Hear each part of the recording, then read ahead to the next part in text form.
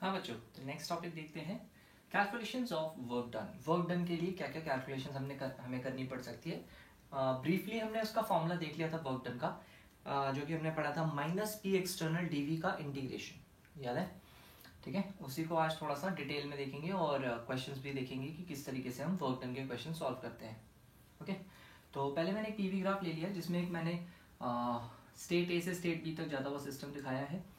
Obviously volume बढ़ रहा है फ्रॉम ए टू बी, यानी एक्सपेंशन का केस है, and work done in expansion is always taken as negative, है ना। सिस्टम काम कर रहा होगा, एक्सपेंशन के वक्त सिस्टम काम कर रहा होता है, हमेशा मानते हैं, और इसीलिए हम वर्क डन को नेगेटिव लेते हैं। ठीक है, तो system is taken from state A to state B. Work done हो गया -p एक्सटर्नल डीवी का इंटीग्रेशन, जो कि एक यूनिवर्सल फॉर्मूला था, एंड इस p एक्सटर्नल को मैंने p से सब्स्टिट्यूट कर दिया है, क्योंकि मैंने आपको एक बात बताई थी, इरिवर्सिबल प्रोसेस में एक्सटर्नल क्वेश्चन में गिवन रहेगा it is the system is carried out against a constant external pressure. इस तरीके का कुछ ना कुछ टर्मिनोलॉजी गिवन होनी चाहिए। यहाँ पे देखो, आपको दिख रहा है प्रेशर कांस्टेंट तो है नहीं, है ना। तो यानी कि बाय डिफॉल्ट आप क्या मानोगे कि ये एक रिवर्सिबल प्रोसेस है। ठीक है, पी एक्सटर्नल को पी के बराबर ले लेंगे, जो कि internal pressure of the gas है, पी डीवी हो जाएगा इंटीग्रेशन ऑफ नेगेटिव। ठीक है, तो when nothing is given consider all the graphs to be reversible processes. This is an important point. ठीक है, सारे ग्राफिकल क्वेश्चंस आपके जितने भी है सब आप रिवर्सिबल प्रोसेसेस मान लोगे, unless otherwise mention in the question. कुछ और अलग से अगर इन्फॉर्मेशन दी है तो बात अलग है, अगर नहीं दिया तो आप रिवर्सिबल मान के क्वेश्चन सॉल्व करोगे। इंपॉर्टेंट थिंग इज ये जो पीडीवी होता है, ये बेसिकली पीडीवी है ना। ये पीडीवी क्या लिखा है मैंने, ये पी इंटू डीवी क्या होता है, P into DV is the area of this strip.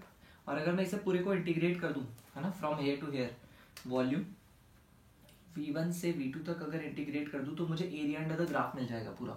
इस पीवी ग्राफ के ये जो ए से बी तक का ग्राफ है, इस पूरे का एरिया अंडर द कर्व मिल जाएगा। ठीक है, तो यहाँ पे अगर सपोज मैंने कर दिया v1 से v2 तक इंटीग्रेट, तो this is basically nothing but area under the PV graph, है ना। तो मैंने यहाँ लिख दिया है वर्क का जो मैग्नीट्यूड है that will be area under the PV graph, that is integration of PDV. ठीक है, अच्छा साइन क्या आएगा, मैंने मैग्नीट्यूड लगा दिया है, इससे आपको मैग्नीट्यूड पता चल जाएगा। साइन ऑफ द वर्क क्या आएगा वो आप लॉजिकली निकालोगे। जैसे ए से बी में एक्सपेंशन हो रहा है तो आंसर नेगेटिव आना चाहिए। सपोज आपने ये वैल्यू निकाली इंटीग्रेशन से, वो तो हमेशा पॉजिटिव ही आने वाली है, क्योंकि प्रेशर और वॉल्यूम में चेंज, उसको इंटीग्रेट करोगे तो वो वैल्यू आपको पॉजिटिव में मिलेगी। तो ये वैल्यू पॉजिटिव में आ जाएगी। आप क्या करोगे, लॉजिकली सोचोगे कि भाई ए से बी अगर हम जाएंगे, ठीक है, एक्सपेंशन के हिसाब से हमें पता है कितना आना चाहिए, नेगेटिव आना चाहिए। ठीक है, तो इस बात का ध्यान रखेंगे। कुछ क्वेश्चन देख लेते हैं, थोड़ा और क्लियर समझ में आ जाएगा। जैसे वर्क डन निकालना है मुझे ए बी सी डी ए, इस पूरे प्रोसेस का वर्क डन निकालना है। ठीक है, तो इसको स्टेप बाय स्टेप ब्रेक कर लेते हैं। सपोज ए से बी की अगर मैं बात करूं, वर्क डन फ्रॉम ए से बी, वर्क डन फ्रॉम ए से बी अगर मैं बात करूं, तो ए से बी एरिया की बात हो रही है। एरिया देखो, इसके नीचे का एरिया कितना है, ये पूरा, है ना, ये पूरा एरिया है इसके नीचे। ए से बी अगर हम जाएं तो एरिया आ जाएगा लेंथ, ये एक रेक्टेंगल बन रहा है पूरा, है ना, इसके नीचे का एरिया। तो ये जो लेंथ है, ये लेंथ है टोटल 5 ATM की लेंथ है। और ये अगर ब्रेड्थ देखूं मैं, ये ब्रेड्थ है 3 लीटर्स की, तो 5 × 3 यानी कि 15 लीटर ATM, ऐसा आ जाएगा W from A to B. ये तो हो गया मैग्नीट्यूड, 15 जो है वो मैग्नीट्यूड है। अब आप ये देखो कि जब आप ए से बी जा रहे हो तो एरो के हिसाब से आपको पता चल जाएगा क्या कर रहे हो, एक्सपेंशन कर रहे हो, और एक्सपेंशन का वर्क कैसा होता है, नेगेटिव। तो साइन आप अपने आप लॉजिक से लगाओगे, एरोज देखते हुए। ठीक है, एरो देखते हुए लगाओगे। ठीक है भाई, W from B to C अगर मैं बात करूं, B to C आते वक्त देखो वॉल्यूम में तो चेंज हुआ ही नहीं। तो जब आप वॉल्यूम में चेंज ही नहीं हुआ तो वर्क डन का फॉर्मूला तो होता है P dV, dV की वैल्यू 0 हो गई, है ना, वॉल्यूम तो चेंज हुआ ही नहीं, है ना। वर्क डन का ये फॉर्मूला था -P dV का इंटीग्रेशन। जब वॉल्यूम में ही चेंज नहीं हुआ तो वर्क डन कहाँ से होगा, तो वर्क डन जो BC में है वो 0 है। और इनफैक्ट DA में भी, वर्क डन जो DA में है वो भी 0 ही हो जाएगा फॉर सिमिलर रीजंस, बिकॉज वहां पे भी वॉल्यूम चेंज नहीं हो रहा। बात करते हैं work done from C to D। C से D तक आते वक्त अगर मैं बात करूं कितना वर्क डन है, तो इसके नीचे का एरिया, है ना, एरिया अंडर द ग्राफ होता है। इसके नीचे की एरिया की अगर बात करेंगे तो ये देखो, ये भी एक रेक्टेंगल बन रहा है ना, जिसका ये जो हाइट है दिस इज 1 ATM, एंड ये जो है ये है 3 लीटर्स। तो 3 × 1 लेंथ इंटू ब्रेड्थ, तो 3 × 1 यानी 3 लीटर ATM हो गया। ठीक है, 3 litre ATM is the work from C to D। And sign की जहां तक बात है, अब मैं अगर C से D आ रहा हूँ, देखो एरो इस तरह बना हुआ है, C से D आते वक्त क्या हो रहा है, कंप्रेशन, है ना, 5 लीटर से 2 लीटर्स की तरफ जा रहे हैं तो कंप्रेशन हो रहा है, और जब कंप्रेशन होता है तो वर्क डन पॉजिटिव होता है, ठीक है, कंप्रेशन का वर्क डन पॉजिटिव होता है, क्योंकि हम ऐसा मानते हैं कि सिस्टम पे वर्क हो रहा है।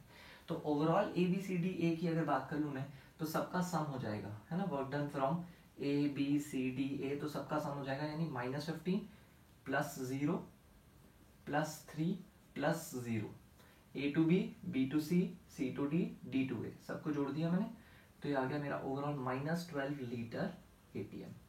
देखो ओवरऑल वैल्यू नेगेटिव आई है। ओवरऑल वैल्यू नेगेटिव क्यों आई है? क्योंकि इस पाथ और इस पाथ में तो काम हुआ ही नहीं।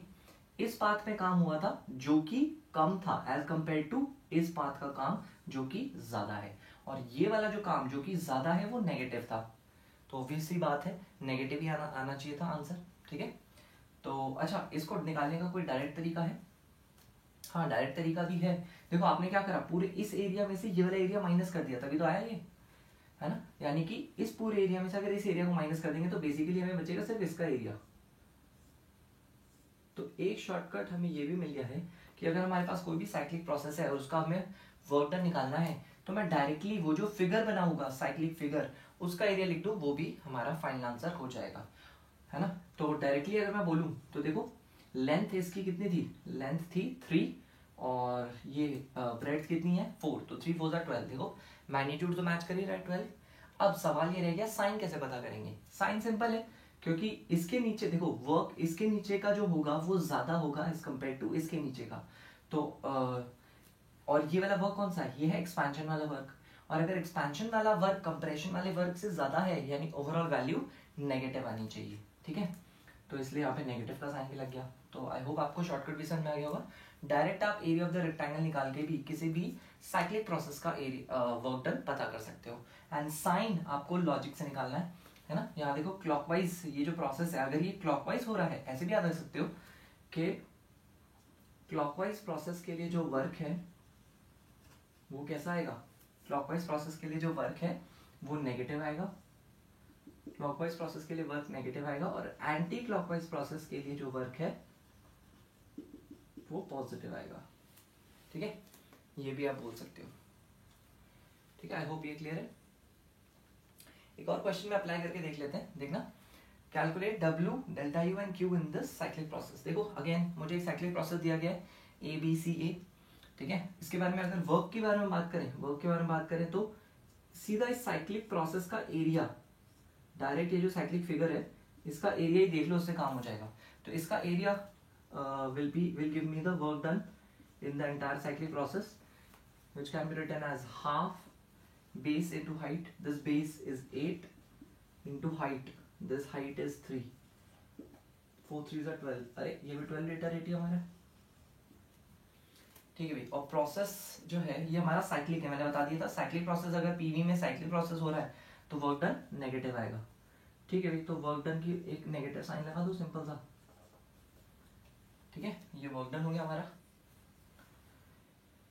ठीक है। फाइनल आंसर में वर्क डन आ गया -12 लीटर एटीएम, ठीक है। इस यहाँ पे माइनस नहीं लगाते, ये हमारा मैग्नीट्यूड ऑफ वर्क बता रहा है, ये हमारा एक्चुअल वर्क बता रहा है, ठीक है। 12 तो इसी के मल्टीप्लिकेशन से मिल गया जो कि था एरिया, और उसके आगे नेगेटिव लगा दिया क्योंकि वर्क डन जो है वो नेगेटिव में आना चाहिए according to the laws of thermodynamics और जो साइन कन्वेंशन है ऑफ द वर्क डन, ठीक है।